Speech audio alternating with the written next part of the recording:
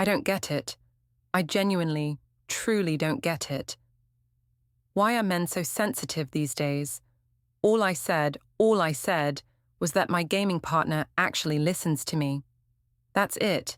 That's literally the entire thing. I didn't say I was in love with him. I didn't say I wanted to leave my husband for him. I didn't say anything remotely inappropriate. I just acknowledged a simple fact, that someone I play video games with is more attentive and supportive than my own husband. Is that a crime? Is stating observable reality now considered betrayal? It wasn't cheating.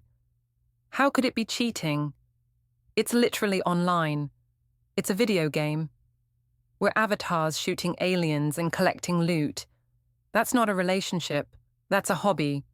My husband should be proud that someone appreciates my gaming skills. Should be happy that I have friends who value me. Should be grateful that I have an outlet where people actually listen when I talk. But no. Instead, he decided to have a complete mental breakdown over a harmless comment. A harmless comment. He overreacted, completely and totally overreacted, in a way that was violent and cruel and frankly unhinged.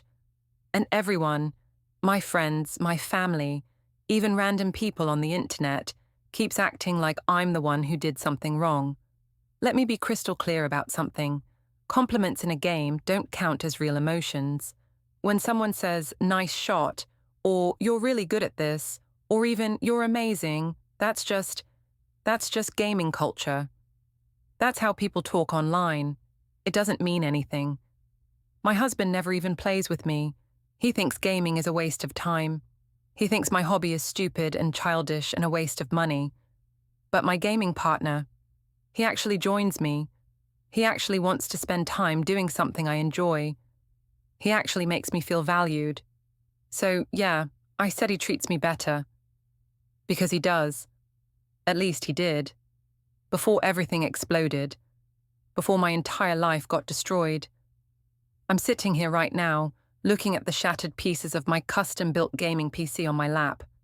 Pieces, literal pieces, shards of tempered glass, bent metal, broken circuits, fragments of what used to be my escape, my sanctuary, my world. And people think I'm the villain in this story. Let me tell you what actually happened, and then you can decide who really deserves the blame here. Before we get into it, don't forget to like and subscribe, and hit hype to boost this episode. Drop a comment below with your city or country. I'm always curious where viewers are joining from. It was a Tuesday afternoon. I remember that specifically because I'd taken the day off work. I had some PTO saved up, and there was this limited time event in Apex Rift, the game I'd been playing for the last year, and I didn't want to miss it. I'd been grinding all morning, 6 hours straight. My back hurt, my eyes were tired, but I was so close to hitting the next tier. So close to getting that legendary skin I'd been working toward for months. My gaming partner, his username is Shadow Knight 87, but I called him Knight, was online with me the whole time. We were in perfect sync. He knew exactly when to push, when to fall back, when to cover me. We were winning, like, actually dominating. It felt amazing. Around 2 p.m., I finally took a break. My husband Derek was home. He worked from home most days, which was convenient but also meant he was always there, always hovering, always making comments about how much time I spent gaming. I told Knight I needed to shower and grab food. He messaged back, "No worries, princess. I'll hold down the fort. Come back soon." I smiled at that. Princess. He'd been calling me that for weeks now. It was sweet, harmless, just a gaming nickname. I took a quick shower, got dressed in comfortable clothes, just a tank top and shorts. It was hot, and was towel drying my hair as I walked back toward my gaming room. That's when I heard it, a loud crash, like glass breaking. My heart jumped. "Derek, you okay?" No response. Another crash. Louder this time, followed by a sound I couldn't immediately place. Something metal on metal, something violent. I dropped the towel and ran toward the living room, and froze. Derek was standing over my gaming setup, my beautiful, custom-built, RGB-lit gaming PC, the one I'd spent months researching and building, the one that cost me over $3,000, the one I'd saved for and planned for and lovingly assembled piece by piece, was on the floor.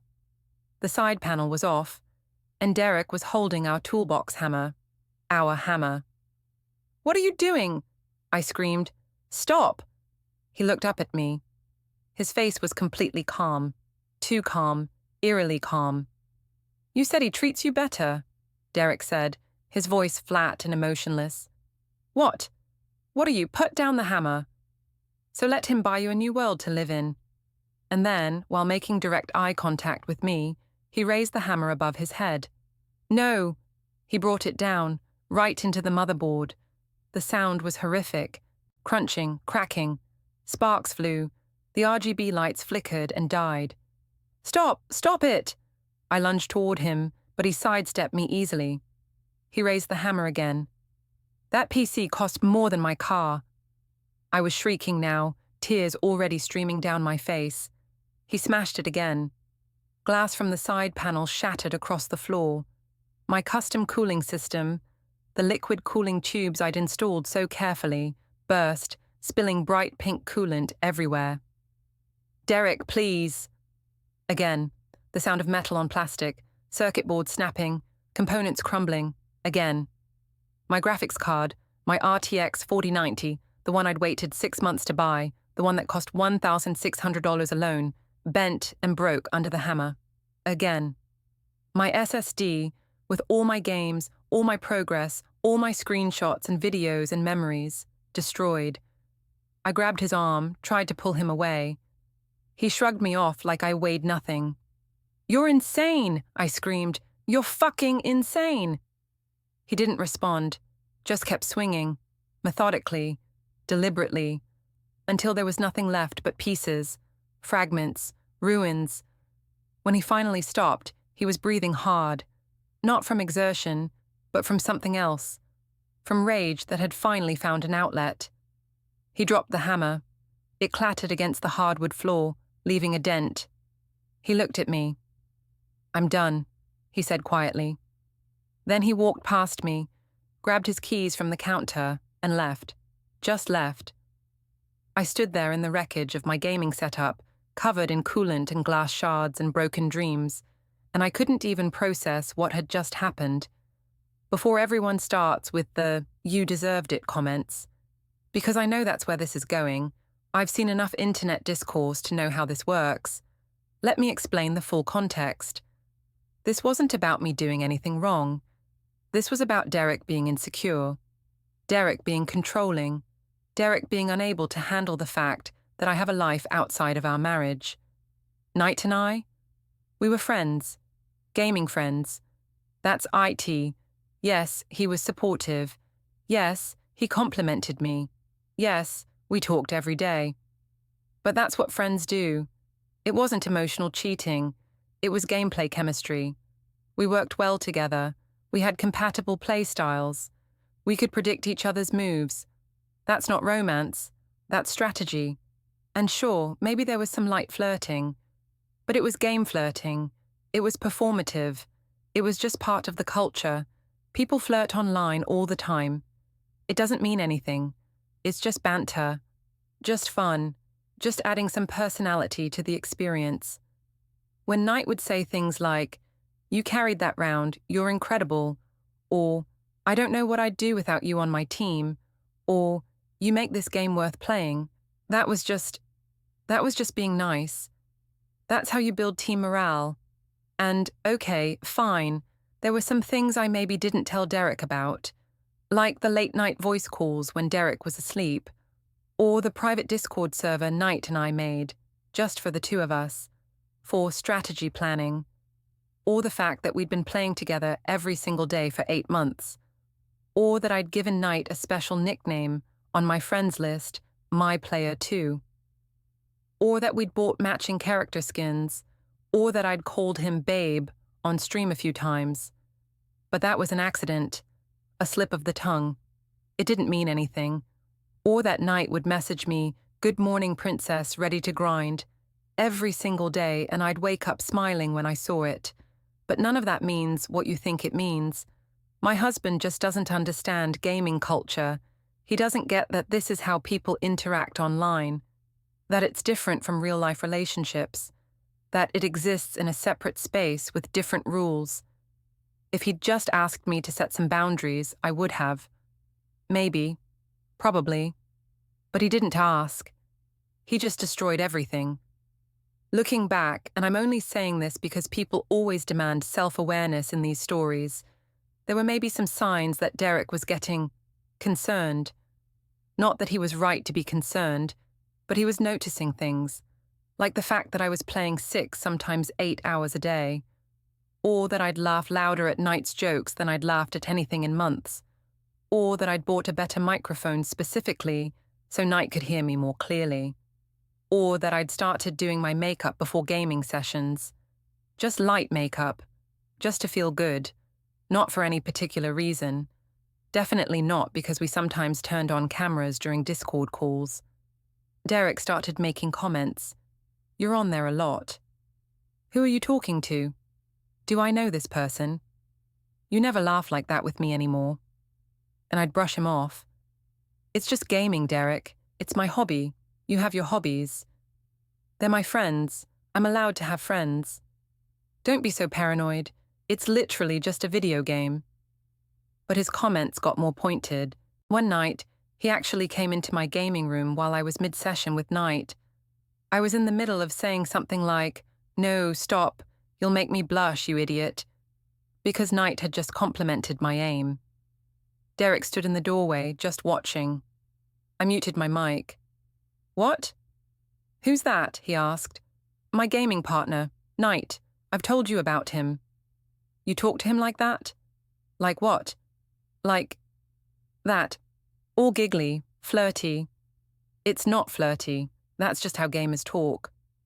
"God, Derek, not everything is flirting." "Do you talk to me like that?" I scoffed. "That's different. You're my husband. He's my friend."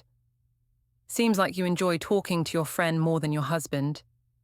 "Maybe if you actually wanted to do anything with me, instead of just sitting on the couch every night, I wouldn't need friends online." He stared at me for a long moment. Then he just shook his head and left. I unmuted my mic. "Sorry about that," I told Knight. "Husband stuff." "Everything okay?" Knight's voice was concerned, caring. "Yeah, he's just being weird. Jealous, I think." "Jealous? Of what?" "Of us. Of how much time we spend together." "That's ridiculous. We're just gaming buddies." "Exactly. Thank you. See? You get it." Knight laughed. "I mean, I do think you're amazing, but your husband should be secure enough to know that doesn't mean anything." "Right? Thank you." And I meant it. I genuinely believed that. I believed Derek was being irrational, possessive, controlling. I believed I was doing nothing wrong. 3 weeks ago, Derek and I had a massive fight. It was a Saturday. I'd been gaming for 6 hours straight. Knight and I were in this competitive tournament, just for fun, but still, we wanted to win. Derek kept coming in and out of the room, sighing loudly, making passive-aggressive comments. Must be nice to have 6 free hours. Some of us have things to do today. Guess I'll just do all the grocery shopping alone. Again. I ignored him. I was focused. We were in the final round. But he didn't stop. Finally, around 4 p.m., he came in and said, "Emma, we need to talk." "Not now," I said, eyes glued to my screen. "I'm in the middle of a match." "It's always the middle of a match." "Derek, please, 10 more minutes." "You said that 2 hours ago." "Well, this time I mean it." He waited, standing there, arms crossed, deliberately being a distraction. We lost the round because I was distracted, because Derek wouldn't leave. I ripped off my headset. "What?" "We need to talk about how much time you're spending on that game." "Oh my God, not this again." "Yes, this again. 6 hours, Emma. 6 hours today alone. And yesterday it was 5. And the day before. It's my free time. I'm allowed to do what I want with my free time. You ignore me for him. And there it was, the real issue, the jealousy. I don't ignore you for anyone. You ignore me. You come home and zone out. You never want to do anything. You never want to talk. So sorry if I found someone who actually wants to spend time with me. Someone? You mean your gaming buddy, who you talk to more than your own husband? It's not like that. Then what is it like, Emma? Explain it to me. And I was so angry, so frustrated, so tired of defending myself, so I said it. The sentence that ended everything. Well, maybe if you treated me like he does, I wouldn't need him. Silence. Complete, total silence. Derek's face changed. I watched it happen. Watched the anger drain away, replaced by something worse. Hurt. Deep. Cutting hurt. Emma, his voice cracked. I immediately knew I'd gone too far. I didn't mean, not like that, I meant like support, like emotional support. It's not romantic. But it was too late. He looked at me like I was a stranger, like he didn't recognize me anymore. You need him, Derek repeated slowly. You need your gaming buddy, more than you need me. No, Derek, that's not what I'm going for a drive. Derek, wait. He left. I sat there, heart pounding, knowing I'd said something I couldn't take back, but also still angry, still defensive, because I wasn't wrong.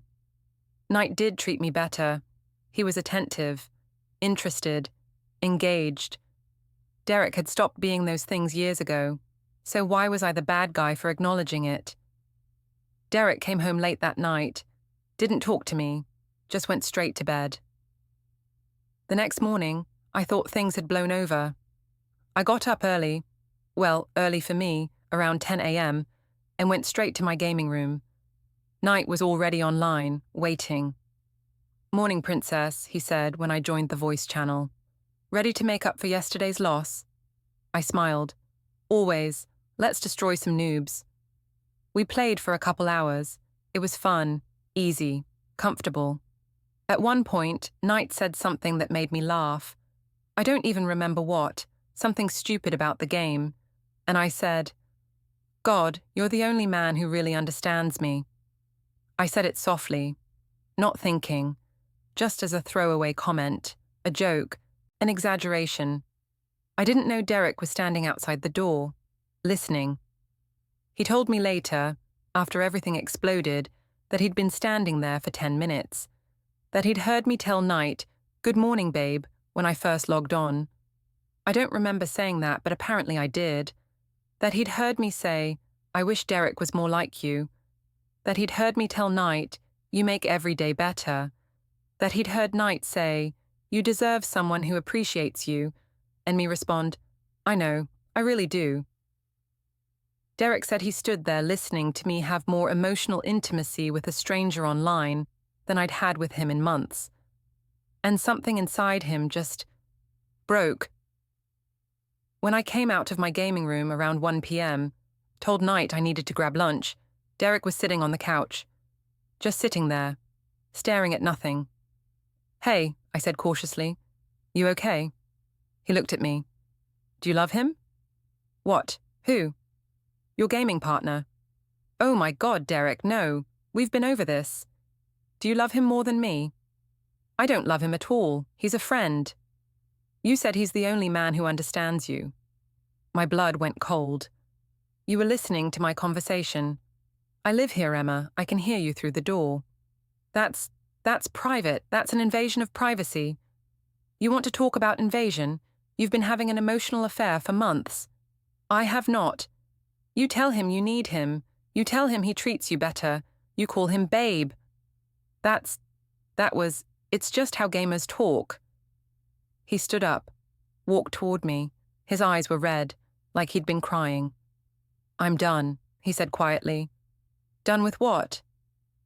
"With competing for your attention, with being second place to pixels on a screen, with being married to someone who would rather spend time with a stranger than with me. Derek, I'm taking a shower, and then I'm going to my brother's for a few days, to think." He walked past me toward the bathroom. I stood there, angry and defensive and scared all at once. How dare he compare my friendship with Knight to our marriage? They were completely different things, different categories. I went to take a shower too, to calm down, to think about what to say when he came back out. I was in there maybe 15 minutes. When I came out, wrapped in a towel, hair dripping, I heard the crashes. I already told you about the smashing, about the hammer, about the complete destruction of my 3,000+ gaming setup. But I didn't tell you what it felt like to watch it happen. It felt like being murdered, like watching someone kill a part of you. Every swing of that hammer was a piece of my identity being destroyed. My escape, my sanctuary, my world, my life. I grabbed at him, tried to pull him away, screaming and crying and begging. He pushed me off easily, not violently, just firmly, like I was an annoying insect, and he kept going, smashed my monitors, all 3 of them. $200 worth of high refresh rate gaming monitors, shattered, smashed my keyboard, my custom mechanical keyboard with the perfect switches and the keycaps I'd spent hours choosing. $300, destroyed, smashed my mouse, my wireless gaming mouse with all my custom DPI settings and macros, gone. Threw my headset against the wall, my $400 noise-cancelling gaming headset with 7.1 surround sound, broken beyond repair, ripped the cables out of everything, tore down my LED strip lights, knocked over my gaming chair. It was systematic, methodical, thorough. He wasn't destroying things in a rage. He was executing them, deliberately eliminating every piece of my gaming setup. When he finally stopped, the room looked like a bomb had gone off. Components everywhere. Glass shards, plastic fragments, coolant stains on the carpet, bent metal, destroyed dreams. I was on my knees in the middle of it all, sobbing so hard I couldn't breathe. "Why?" I choked out. "Why would you do this?" He dropped the hammer, looked at me. "Because you chose him over me. Every single day you chose him. So now you don't get to choose him anymore." "That's not, I didn't. I'm leaving, Emma. I'll be back for my stuff later this week. You can figure out the rest." "Wait, we need to talk about this." "We're past talking. You made that clear when you told him he's the only man who understands you. That was just, I don't care what it was, I'm done." He walked toward the door. "Where are you going?" I screamed. "Away from you. You can't just leave. We're married." He stopped, turned around, looked at me one last time. "Yeah," he said quietly. "We were." Then he left. The door closed, locked, and I was alone. Alone in the wreckage of my gaming room, my marriage, my life. I sat there for a long time, just staring at the broken pieces of my PC. Then I did the only thing I could think of. I grabbed my phone, thank God he hadn't destroyed that, and messaged Knight on Discord. "Okay, so maybe I'm leaving out some details. Not because they're important, not because they prove anything, just because people love to twist things and make them seem worse than they are. Like the webcam calls. Knight and I did turn on cameras sometimes, during Discord calls. Late at night, but it wasn't sexual or romantic or anything like that. I'd want to show him something. My new keyboard, my gaming setup, my cat. Normal friend stuff. And yeah, okay, maybe I'd put on makeup first. Maybe I'd change into something cuter than my usual t-shirt and sweatpants. Maybe I'd do my hair. But that's just basic self-care. That's just wanting to look presentable. Everyone does that before video calls. And yes, Knight would compliment me. He'd say things like, "You look really pretty tonight," or "That color looks amazing on you," or "Your eyes are beautiful." But those are just compliments. Friends compliment each other. And yes, I'd feel a rush when he said those things. A flutter in my chest. A warmth spreading through me. But that's just because it's nice to be complimented. It's nice to feel attractive. It's nice to have someone notice you. Derek stopped noticing me years ago. When was the last time Derek told me I looked pretty? When was the last time he complimented anything about me? I can't even remember. So yeah, I liked hearing it from Knight. Sue me. And, okay, there was also the thing where Knight sent me a photo of himself. Not a shirtless photo or anything inappropriate. Just a normal photo. Him in a casual shirt, smiling at the camera, standing in front of what looked like a European street. He was handsome. Really handsome. Dark hair, strong jawline, kind eyes, nice smile. I saved that photo, not in a weird way, just in my phone gallery, where I'd see it sometimes when I was scrolling through. And sometimes, not often, just sometimes, I'd look at it and think, what if? What if he lived closer? What if we'd met in person first? What if circumstances were different?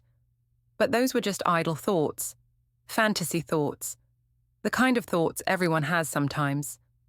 They didn't mean anything. And yes, I sent him a photo back, a good photo. One where I'd done my makeup carefully, where the lighting was perfect, where I looked beautiful. Knight said, "Wow, you're even more gorgeous than I imagined. Even more gorgeous than he imagined." Which meant he'd been imagining what I looked like. Which meant he'd been thinking about me, the same way I'd been thinking about him. But that's still not cheating. That's just mutual appreciation. That's just two people who happen to find each other attractive acknowledging that fact. It would only be cheating if we did something about it. And we didn't. We couldn't. He lived in Germany, or Austria, or somewhere in Europe, too far away for anything to ever happen. So it was safe. Our connection was safe. Contained. Controlled. Just a harmless emotional bond that existed purely online. Nothing to worry about. Nothing to feel guilty about. Right? There were some conversations with Knight that I definitely didn't tell Derek about, like the time Knight asked, "Are you happy in your marriage?" We were in a late-night voice call. 2 a.m. Derek was asleep. Knight's voice was soft in my headset. I should have said yes immediately. Should have defended my marriage. Should have set a boundary. Instead I said, "I don't know anymore." Silence. "What do you mean?" Knight asked gently. "I mean, I don't know if I'm happy. I don't know if Derek and I are really partners anymore. We live in the same apartment, but we feel like strangers. We barely talk. We barely touch. We just exist in the same space." That sounds lonely. It is lonely. So lonely. Sometimes I feel like I'm disappearing and he doesn't even notice. "I notice you," Knight said quietly. My breath caught. "What?" "I notice you, Emma. I see you, every day, everything you do, everything you say. I notice all of it, and I think you're incredible." Tears started forming in my eyes. When was the last time someone said they thought I was incredible? "Thank you," I whispered. "I mean it. You deserve someone who notices you, who appreciates you, who makes you feel as special as you are." "You make me feel that way." Silence. Then, "Good. You should feel that way. Every day." We didn't talk for a minute, just sat there in comfortable silence, listening to each other breathe through our headsets. Finally, Knight said, "Can I tell you something?" "Of course. I think about you a lot. When I'm not gaming, when I'm at work, when I'm trying to sleep, I think about our conversations, about your laugh, about how good it feels to talk to you." My heart was pounding. "I think about you too." "Yeah?" "Yeah, all the time." "What do you think about?" I should have stopped. Should have changed the subject. Should have said goodnight and logged off. Instead, I said, "I think about what it would be like to meet you, to actually see you in person, to hug you, to see if the connection we have online is real in person too." "It would be real," Knight said, his voice low and certain. "I know it would be." "How do you know?" "Because what we have doesn't happen often. This kind of connection, this kind of understanding. It's rare. Special." "It is special, isn't it?" "It is. You're special, Emma." We talked until 4 a.m. that night. Derek woke up at 6 a.m. for work, kissed my forehead. Habit, not affection. Didn't ask why I looked so tired. I slept for 3 hours and dreamed about night. Month 5 is when Derek really started paying attention. I'd gotten sloppy, careless, too comfortable in my double life. One night, I was laughing at something Knight said, something genuinely funny, and I said into my headset, "God, I love you." I meant it as a joke, as hyperbole, as "I love how funny you are." But Derek, walking past my gaming room, heard it. He stopped. I could see him in my peripheral vision, frozen in the doorway. I immediately tried to recover. Love that joke, that was hilarious. But it was too late. Derek came into the room. "Who are you talking to?" "Just Knight, my gaming partner. I've told you about him." "You said you love him." "What?" "No, I said I loved his joke. He's funny." Derek stared at me. "Emma, I heard what you said." "You misheard." "I didn't mishear." "Derek, you're being paranoid. It was just a figure of speech." He stood there for a long moment, jaw clenched, hands in fists at his sides. Then he said quietly, "How often do you talk to him?" "I don't know, when we're gaming." "How often is that?" "I don't know, a few times a week." "Emma." His voice was dangerous now. "I'm going to ask you one more time. How often do you talk to him?" I swallowed. "Every day." "For how long?" "A few hours." "How many is a few?" 4, maybe 5, sometimes 6. 6 hours, every single day. "For how long now?" "I don't know. A few months." "How many months?" 5. Derek laughed. A cold, bitter laugh. 5 months. You've been talking to this guy for 6 hours a day for 5 months and you're telling me it's nothing? It is nothing, he's just a friend. Do you talk to me for 6 hours a day? That's different. How is it different? Because you're my husband, it's different. So you talk to your gaming partner more than your husband and you think that's normal. You don't want to talk to me. You come home and ignore me. Because you're always gaming. We were yelling now, really yelling, the kind of fight we hadn't had in years. Maybe I wouldn't always be gaming if you gave me a reason not to be. I'm your husband. I should be the reason. Well, you're not. You stopped being the reason a long time ago. Derek stared at me like I'd slapped him.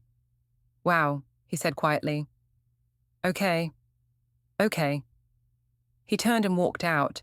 I sat there, breathing hard, adrenaline pumping. My headset was still on. Knight had heard everything. "Emma," his voice came through. "You okay?" "Yeah," I said, even though I wasn't. "Yeah, I'm fine." That sounded intense. It was. He's just being insecure. Is he always like that? Lately, yeah. He's been really controlling about my gaming time. That's not fair to you. I know, I just want to do something I enjoy and he makes me feel guilty about it.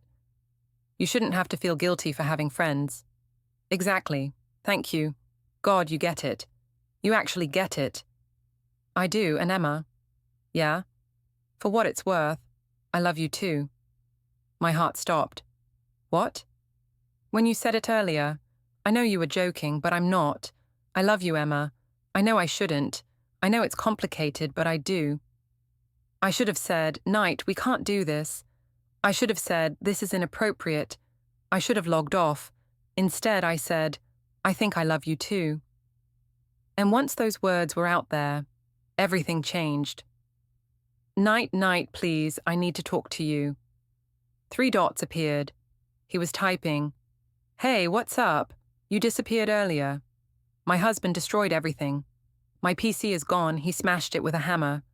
Everything is gone. Long pause.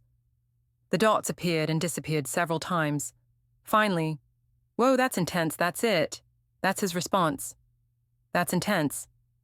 I don't know what to do. He left. We got in a huge fight about you. Another long pause. About me? Why about me? Emma, I thought we were just gaming buddies. I stared at my phone. We are. But he thinks it's more. He heard me talking to you. He thinks I'm cheating. Can you call me? I really need to talk to someone. The dots appeared, disappeared, appeared again. Finally, look, Emma, I don't really do drama. This sounds like something you and your husband need to work out. I'm just here to game, you know? Something cold settled in my chest. Just to game. Night, we talk every day. You call me princess. You said I deserve better. You said... Yeah, but that's just, gaming talk. I didn't think you were taking it seriously. You're married. I felt like I'd been slapped. So you didn't mean any of it. The compliments? The support? The I don't know what I'd do without you? I mean, yeah, it was nice and all. But Emma, come on. We've never even met. It was just online friendship. I didn't think it was like a real thing. A real thing. He didn't think it was a real thing. I lost my marriage over you. I typed it and sent it before I could stop myself. A very long pause this time. That's not really my problem. You chose to do that. I never asked you to leave your husband. I never said we were anything more than gaming partners. I think you got confused. Got confused. I got confused. Are you serious right now? No response. Night? Nothing. I called him on Discord. It rang, and went to voicemail. I tried again. Same thing. I checked his status, online, but appearing offline to me. I messaged him again. Please don't do this. I need you right now. Please. The message showed as delivered, but never read. I waited an hour. Nothing. I checked the game. He was online, playing in a group, with someone else, a female avatar, doing the same raids we used to do, the same coordination, the same chemistry. I watched for 10 minutes through the spectate feature, tears streaming down my face. Then I got a notification. Shadow Knight 87 has removed you from his friends list. I'm writing this from my parents' house. I moved here a week ago because Derek changed the locks on our apartment. Well, his apartment. It was always in his name. I just assumed it was ours. Turns out I assumed a lot of things. Derek won't talk to me. He won't answer my calls. He responds to my texts with one-word answers about logistics, about how to split our stuff, about when I can pick up my things. He filed for divorce. The papers came yesterday. My parents keep asking what happened. I told them we grew apart. They don't believe me, but they're not pushing. Yet, I bought a cheap laptop, nothing fancy, just enough to browse the internet and watch videos. I can't afford a new gaming setup. Can't afford to replace what was destroyed. That was years of saving, years of building, years of investment, gone in 10 minutes of rage. I logged into Apex Rift on the laptop just to see. Just to check. My account still works. My character is still there. But I can't really play on this laptop. It's too slow. The graphics are terrible. It lags constantly. I tried anyway. Joined a public raid. It felt empty, hollow, wrong. Someone revived me and I said, thanks, and they said NP. And that was it. No chemistry, no connection, no Night calling me princess and making me feel special. I realized something then. That's all it ever was. Someone making me feel special in a video game. And I traded my marriage for it. So here's what I've learned from all this. I still don't think I was cheating. I really don't. What Night and I had wasn't romantic. It wasn't physical. It wasn't real. It was just online friendship that maybe got a little too intense. That maybe crossed some boundaries. That maybe should have been managed better. But cheating? No. Yes, maybe I was emotionally unavailable to my husband. Maybe I was investing time and energy into someone else that should have gone into my marriage. Maybe I said things I shouldn't have said, but Derek's response was insane. You don't destroy thousands of dollars of property over hurt feelings. You don't take a hammer to someone's most prized possessions.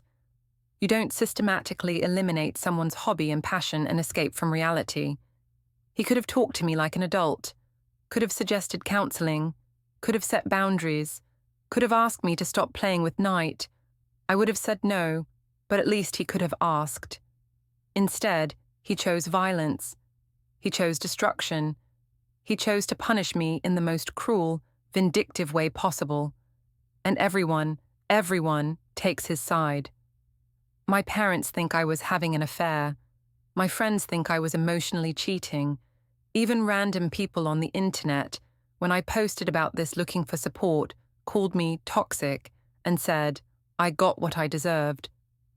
But nobody wants to talk about how Derek destroyed my property, how he committed what is essentially domestic violence, how he decided that because his feelings were hurt, he had the right to annihilate something I loved. That's not okay. That's not a proportional response. That's abuse. But sure, I'm the villain because I had a close friend who happened to be male. I'm the villain because I got emotional support from someone who wasn't my husband. I'm the villain because I dared to say that someone treated me better than the man I married. And you know what? Maybe I am the villain. Maybe I did ruin my marriage. Maybe I did choose pixels over my husband. But I'm not ready to admit that. Not fully. Not yet. Because if I admit that I destroyed my own life for a fantasy that was never real, for compliments from a stranger who never actually cared about me, for a connection that existed only in my head, then I have to face the fact that Derek was right. That I threw away something real for something fake. That I chose someone who blocked me the second things got complicated over someone who loved me for 7 years. That I valued attention from a gaming buddy more than intimacy with my husband. And I'm not strong enough to face that truth. So I'll keep telling myself Derek overreacted. I'll keep telling myself it wasn't my fault. I'll keep telling myself that what I had with Knight was innocent and Derek was just jealous and insecure. Because the alternative, the truth, is too painful to accept.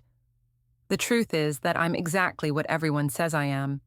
Toxic, delusional, selfish, the kind of person who destroys their own life and blames everyone else.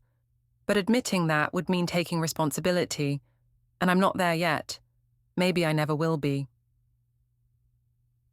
The end.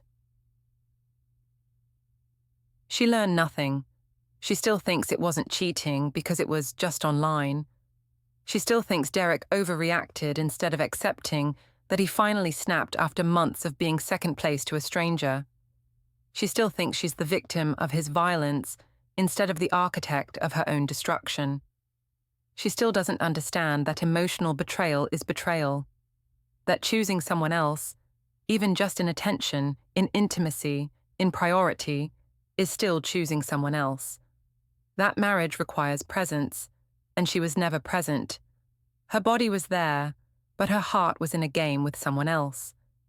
And when Derek finally reacted, not with words she would ignore, but with action she couldn't, she called him crazy. She'll carry this victim mentality forever. She'll tell this story for years, always positioning herself as the wronged party.